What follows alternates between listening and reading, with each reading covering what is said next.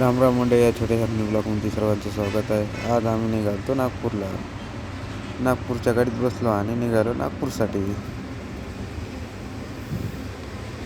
काय महेश्वर चौकातून निघून आपल्या छत्रपती शिवाजी महाराजांचे दर्शन घेतले आणि निघालो सफर. ठंडी ठंडी ये हवाएं हमको चुपके चुपके क्या कहती सुनो.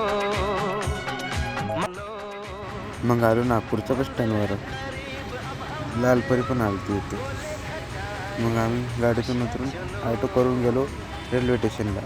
चुरा के दिल में छुपा के सपने बुनो विनोद हाउ रोमांटिक ABCDEFGHI. स्टेशनवर तर मी पहिली बार गेलतो नागपूरच्या. स्टेशन बघितलं, खूपच भारी होतं स्टेशन. मग निघालो आम्ही दुसऱ्या प्लॅटफॉर्मवर जाण्यासाठी, जिथं आमची ट्रेन येणार होती. गेल्याच्यानंतर ट्रेन पण दिसली होती. मग काय झोपायला पण जागा नव्हती. झोपलो तसंच खालचे माणसं बघितले. मग पोचलो इंदोरमध्ये. इंदोरचं स्टेशन पण खूप मोठं होतं. इंदोरहून उतरून गेलो बाहेरचं खूप भारी होतं. मग गेलो हॉटेलमध्ये जेवण करण्यासाठी.